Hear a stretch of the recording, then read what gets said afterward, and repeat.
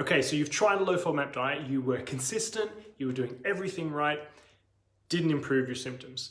There might be another reason. In fact, there is several reasons why it may not work for you, and this is one of the big ones. My name is Joe Leech. Together with my team, we've helped over 1,000 clients online with their digestive issues. So this video is particularly for you if some of your symptoms are not digestive related necessarily.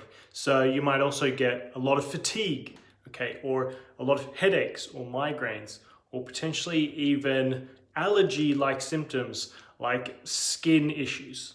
Now, if that's you, FODMAPs are very likely not your issue. And I know that's what you've been reading about and everyone's talking about it, and your doctor may have recommended that for you to try first, but you've tried it and you've not got results and you're experiencing these other symptoms, then the FODMAP compound itself, this type of short chain carbohydrate, is not the issue. Chances are it's actually food chemicals. When I say food chemicals, I'm not talking like woo-woo, big food's out to get you, these complex names on the ingredients label that I can't understand. I'm talking about actual natural chemical compounds in food. So we're looking at salicylates and amines, glutamate. There are some food additives and yes, preservatives as well. Certain things in the food, whether naturally occurring or whether added to certain foods, could be the compounds that you're sensitive to rather than the FODMAPs. So in the general population, these food chemicals aren't an issue for people, but in the subset of people who have food sensitivities, we do find a good portion of them are actually sensitive to food chemicals. So what do you do if that's you?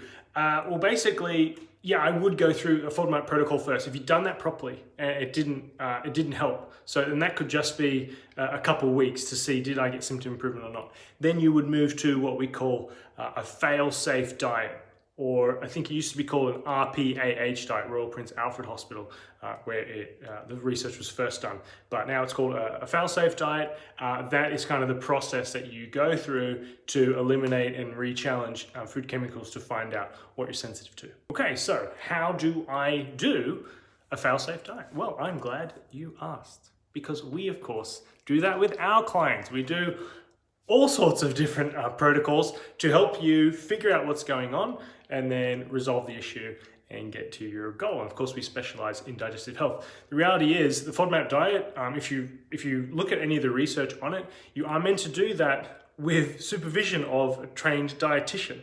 And it's the same for a food chemical elimination diet, and the list goes on. So if you would like help with that, then I would hope that you seek it out. It doesn't have to be from us, of course. The thing is, it's pretty niche. There's not a lot of people who know what they're talking about. And fortunately for me, I have a lot of very smart people that work with me who do know what they're talking about. The good news is I have a free guide.